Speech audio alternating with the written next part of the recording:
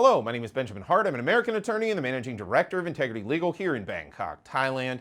As the title of this video suggests, we're discussing folks who've been arrested for overstay here in Thailand. And I thought of making this video after reading a recent article from The Phuket News, that's thephuketnews.com. Article is titled, Phuket Immigration Crackdown Results in 188 Arrests in 1 Year. But quoting further, I thought this was really interesting. The Phuket office of the Immigration Bureau has entered its second year of the, quote, crime-free Phuket, unquote, campaign with the arrest of a foreign man on overstay charges this Saturday, November 4th. In the previous 12 months of the campaign, there were 188 arrests, with 66 of them on overstay charges. As we've discussed in many other videos, overstay is taken far more seriously here in Thailand than it once was in times past. If you go back now, at this point, it's probably 7, 8 years, or at least 6 or 7 years, when the immigration office first announced that they would not only begin blacklisting folks for being on overstay, but also that the immigration office here in Thailand would start taking more proactive measures with respect to enforcing relevant immigration law. And we've seen this. I've gotten emails and talked to a number of folks who have actually had immigration officers show up on their doorstep.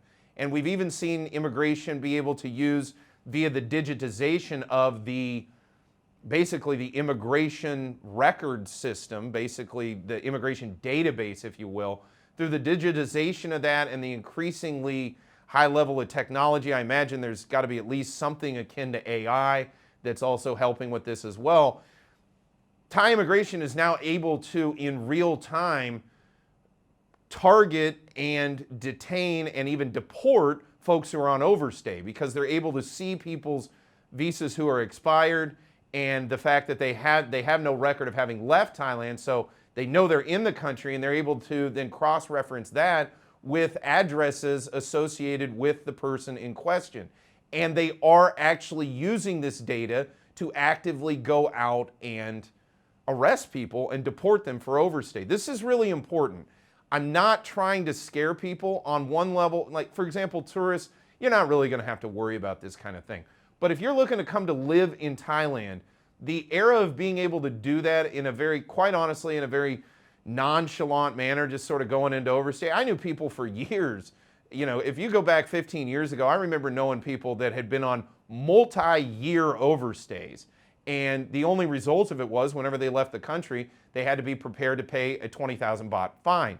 Now that's no longer possible. There is a blacklist now associated with overstay. And on top of that, as we discussed in other videos, Thai immigration is targeting overstayers. They're going out and enforcing relevant immigration law on overstay, and this is resulting in more and more people being arrested. As noted previously, in Phuket, there's been 66 arrests for overstay just in the past year. That's a substantial number, and I think it's indicative of a trend moving forward.